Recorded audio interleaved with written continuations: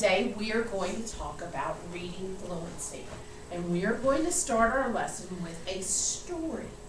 Now, as you listen to this story, I want you to listen to how this man reads this book to us. It's a great story. Today I was a pirate. I Became a Pirate, written by Melinda Long, illustrated by David Shannon, as read by Paul Cuthbert. Pirates have green teeth when they have any teeth at all. I know about pirates because one day, when I was at the beach building a sandcastle and minding my own business, a pirate ship sailed into view. I knew what it was because its flag had a skull and crossbones on it, and because I could hear the pirates singing, "Hey-ho, blow them on down." They were a little off-key. I tried to tell Dad, but he was busy setting up the beach umbrella. I tried to tell Mom, but she was busy slathering my baby sister with sunblock. So I went back to my sandcastle, but I kept an eye on the pirates. By then, they were rowing to shore. When they landed, the head pirate climbed out of the boat and yelled, "Ahoy there, matey! Be this the Spanish Main?" "No," I said. "This is North Beach." "Shiver me timbers," the pirate said. "We must have taken a wrong turn at Bora Bora." He walked around my sandcastle. He looked at the moat and then yelled back to his crew, "He is a digger, he is, and a good one to boot." "A good one to boot," the others agreed.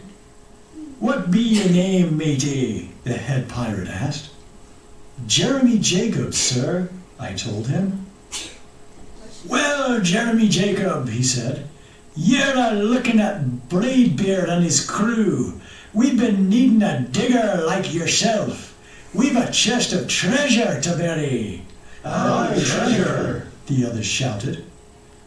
"You're coming with us," Braidbeard told me. I didn't think Mom and Dad would mind, as long as I got back in time for soccer practice the next day. That's how I became a pirate. As soon as we were on board, Braidbeard showed me the chest of gold and jewels. "Got to find a safe place for this here treasure. It's high time we were off," he announced. "We're off," we all shouted. And then we set sail. There was plenty to do on board. The pirates taught me to sing sea shanties, the louder the better, and to say real pirate stuff like landlubber and scurvy dog. By dinner time, I could speak pirate perfectly. I also learned pirate manners. Braidbeard pounded his fist on the table and yelled, "Down the hatch, me laddies!" "Down the hatch," we all shouted. Braidbeard gulped his food and said, "Hand over the meat!" "The meat," we all roared. Nobody told us to finish our spinach, there wasn't any, or to chew up our carrots. They weren't allowed on board. We talked with our mouths full, and nobody said please or thank you. After dinner, I tried to teach the pirates how to play soccer. Braidbeard kicked the ball and yelled, "Arg, soccer! Arg, soccer!" the crew yelled. Then everybody dove for the ball at once, and it rolled right off the deck. "After it, me hearties!" Braidbeard commanded. "After it!" we all whispered. We fought over who would go get the ball. But it didn't matter anyway, because a shark came along and swallowed it in one gulp. So much for soccer. By now it was past my bedtime, but nobody tells a pirate when to go to bed, to take a bath, or to brush their teeth. Maybe that's why their teeth are green. Pirates sleep with one eye open, just in case. And they don't change into pajamas, unless they want to. Pirates don't do anything they don't want to, except for maybe swabbing the decks. I wanted to be a pirate forever. But then I found out what else they don't do. When I couldn't stay awake any longer, I asked Braidbeard to tuck me in and read me a story. "Tuck you in?" he bellowed. "Pirates don't tuck." "No, Tucky," the crew cried. And the only thing they had to read was a map. "Don't you have any books?" I asked. Braidbeard looked confused. "Books?" I didn't even bother to ask about a goodnight kiss. It wasn't easy to fall asleep without a story, but I was finally dozing off when a storm broke. Thunder boomed and lightning flashed. I tried to hide under the covers as waves slammed up against the ship, but I kept falling out of my hammock. I couldn't find anyone in the cabin. They were all on deck. "Lower the sails!" Braidbeard shouted. "Batten down the hatches!" Everybody ran around yelling and lowering and battening. Nobody had time to sit close and tell me it would be over soon. Nobody even noticed. I decided that I didn't want to be a pirate after all. Just then, flash, crash, crack! Lightning hit the mast and split it right down the middle. "What do we do now?" yelled one of the pirates. "We'll have to turn back," called another. "But the treasure!" hollered Braidbeard. "Where will we bury the treasure?" I stepped forward. "Maybe I can help," I shouted over the wind. "I think I know the perfect digging spot." When the storm was over, we rowed back to shore and buried the chest. We drew a map so we could find the treasure again. But I don't think I'll need it. After that, the pirates repaired the ship and got ready to set sail. Before they left, Braidbeard handed me a flag and said, "You make a fine pirate, Jeremy Jacob. Guard that treasure well. We'll be back to get it soon enough." "Soon enough," the crew repeated. "And if you ever need us," Braidbeard added, "just run the Jolly Roger up yonder pole." "Up yonder pole," the others shouted.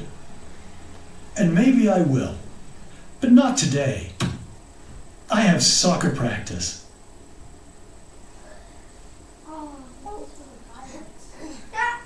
Miss Stafford. JT, don't call her Miss Stafford. Oh, he's good. He's good. Miss Anderson. Huh? He played for the Pirates and he was on the pirate ship and he even plays for the Pirates on. And he even plays for the Pirates. Isn't that cool? Yeah. Okay, what can you tell me about that reader? What can you tell me, JT? He had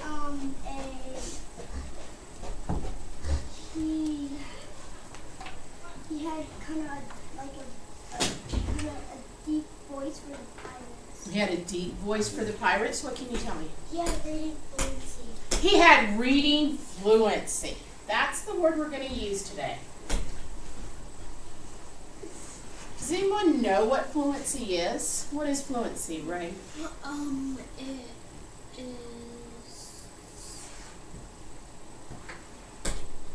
Does anybody know what? Reading it smoothly, like fluently, like you can do it nice. Okay, smoothly. I'm sorry, that's Tristan. That's not Evan. Reading fluency also means you don't make any mistakes. There's no mistakes. But we're human, sometimes we do make mistakes.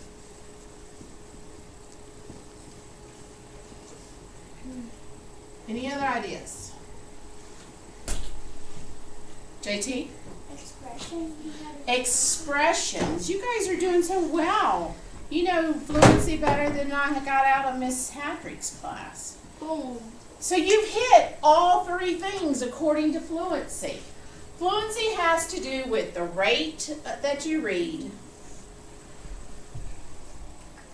It has to do with what is called the accuracy that you read. And it has to do with what is called the prosody that you read with. Now, what is the rate? What is the rate that you read with? Excuse me. I'm up here. What is the rate you read with? The rate you read with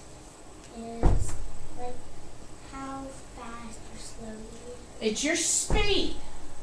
The rate is your speed. Do you want to read as fast as you can? Like to be the racer? No. No. Because if you read very fast through a reading, are you going to understand what it says? No. Great, you read all those words and you did 100 words in 20 seconds. But do you understand what those words said? No. No, because that's the whole goal, Eli, of fluency, is to build your reading comprehension. When you were in second grade or first grade or kindergarten, you were busy sounding out all those words.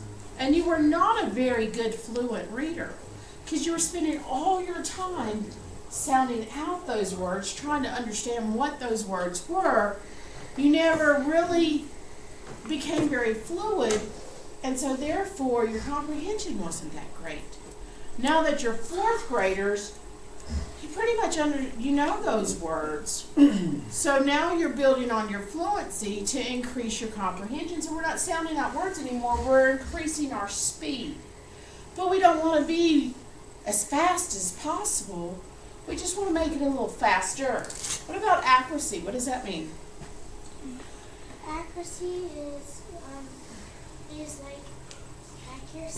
is basically how accurate you are at like saying a word. Okay, how accurate, but what does accurate mean? Accurate means like right. Right, it means correct.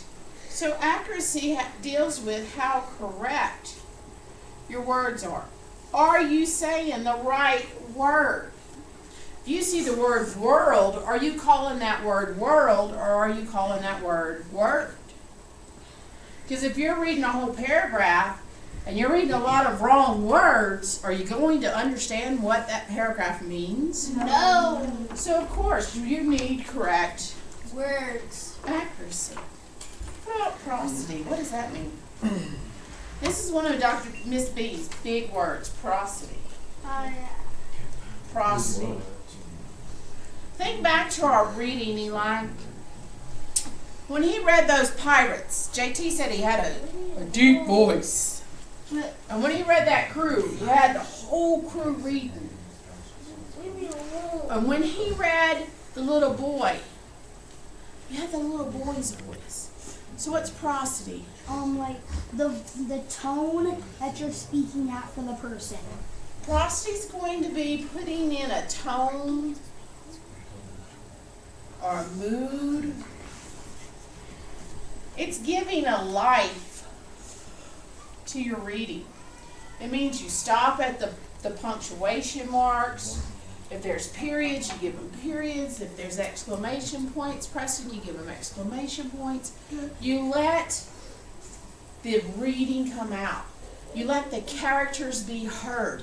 If it's a sad, sad story, are you going to read it like you're so excited you can't wait to read the next page? No. Or are you going to read it like you're sad? No.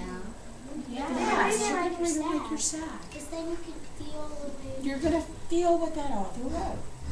We are going to take this story, and I've divided it up into pieces. Let me count my people. 1, 2, 3, 4, 5, 6, 7, 8, you're messing me up.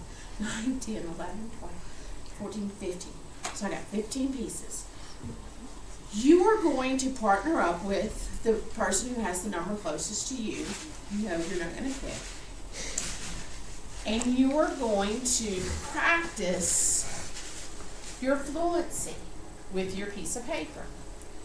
You're going to read it once to your neighbor, and your neighbor's going to check your fluency. They're going to check your rate, your accuracy, and your prosody. And they're going to say, hey, you kind of need to speed that up a little bit. You're kind of stuttering on those words. But they're going to say, oh man, I think that word's shenanigans, and you need to try it again. Or, hey, Miss Anderson, we need you to tell us what this word is because we're not really sure. Or they're going to say, hey, that's the pirate's voice. Put some voice into that because that's the way the pirates should be sounding. Arr, yeah, we want to hear those pirates. Then when we're completely finished, Owen, we're going to all come back together And you and your partner together are going to, bless you, Thank you. read your parts for us. And we're just going to go down the line. Number 1's going to start, and we're going to read all the way to number 15.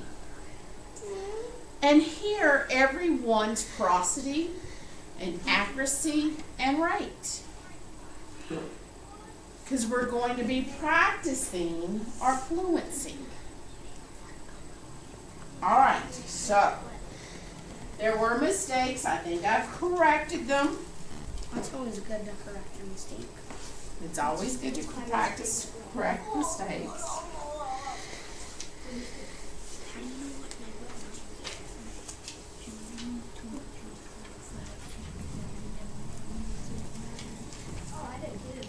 Thank you. You're welcome. Here, sweetie. I didn't get it. Good. I must do pretty good on that one.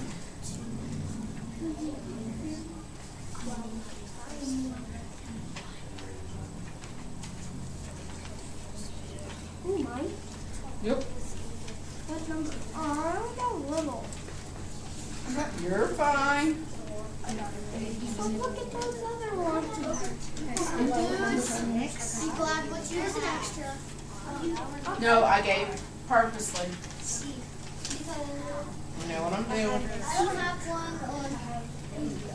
Have another tiny one? Nope. I've got two. I have Yeah. none and none. Because I split them and I didn't need to. Do you want to join us? Okay. You're good then. You will.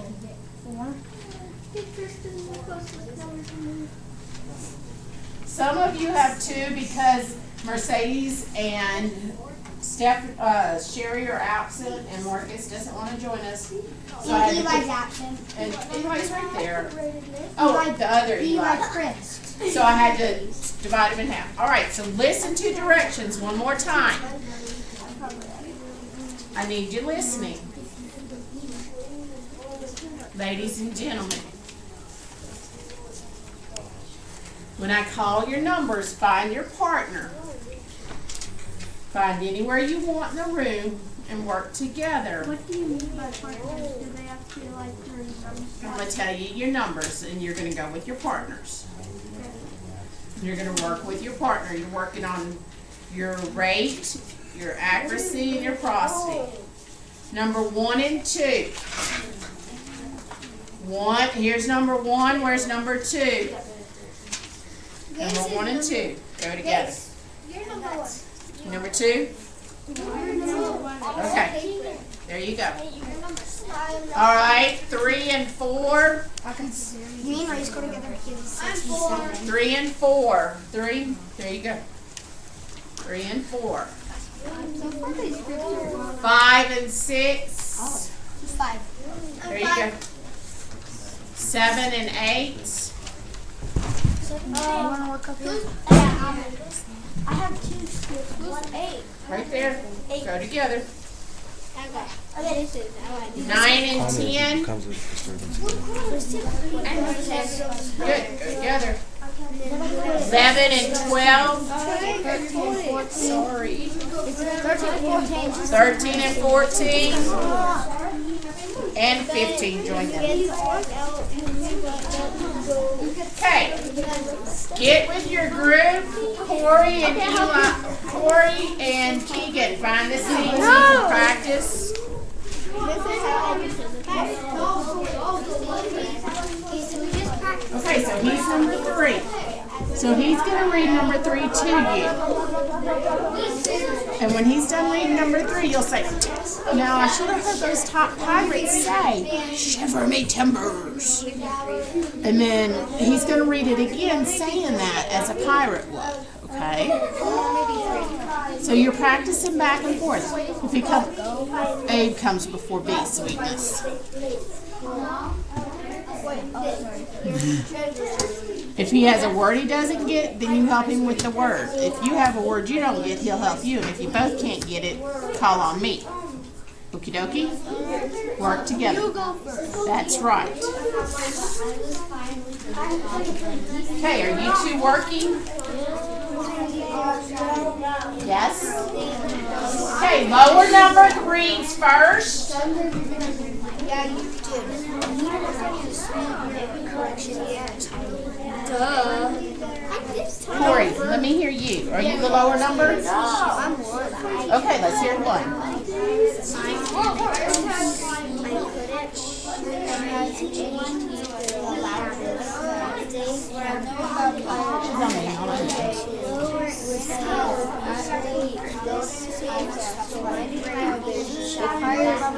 Pirate ship sailed into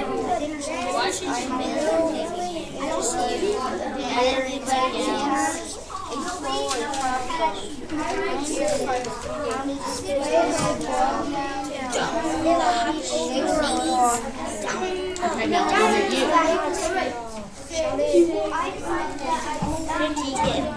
No, I heard Keegan. I need to hear you. Do you need help? Okay, then read yours. I know. Let me hear yours. Let's make some good choices. I'll come back to you after you practice once. Okay? Good. All right, let me hear you too. Stars. Okay, Zane, let me hear it.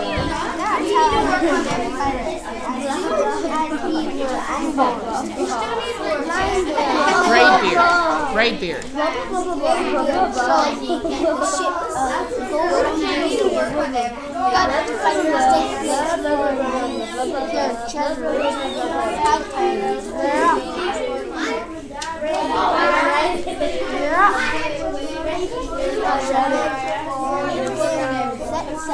Very good. Let me hear yours, Mason. Corey, I need you to go sit by Keegan so Mason can hear him. There was plenty on board. The pirates taught me to sing,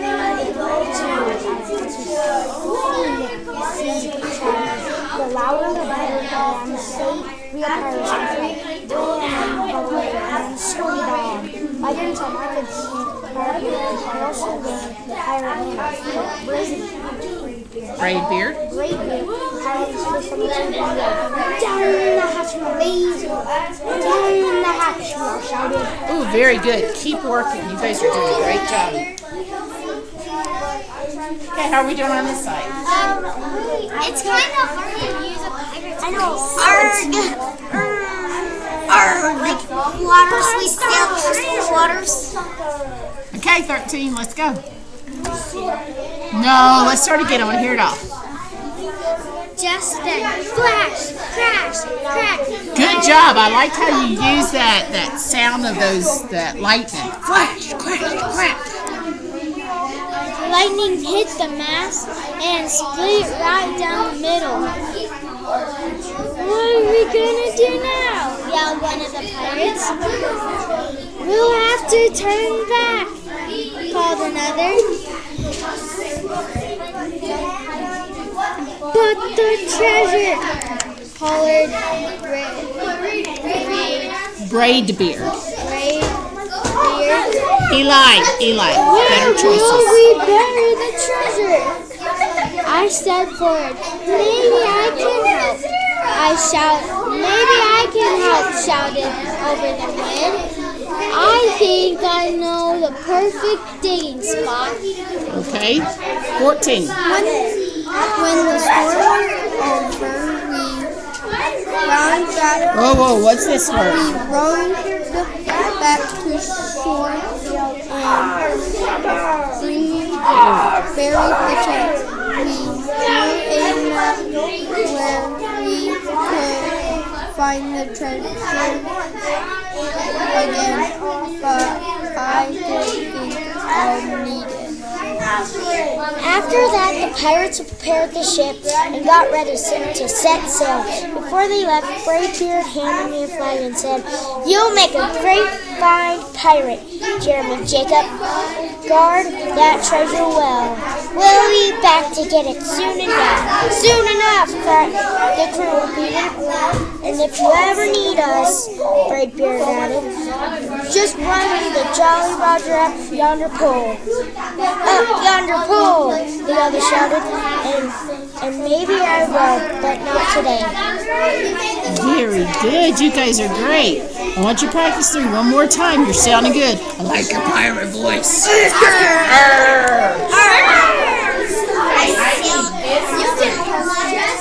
And practice. Make better choices for you. I want to hear it. Great beard. Spoke to his food and said, "Hand over the meat." The meat we all roared. The meat we all roared. Nobody told us to finish our spinach. There wasn't any. Tried to chew up our carrots. They weren't allowed on board. We talked with our mouths full, and nobody said please or thank you. Your turn. Didn't you do great? Yeah. After dinner, I tried to teach the pirates to play stalking.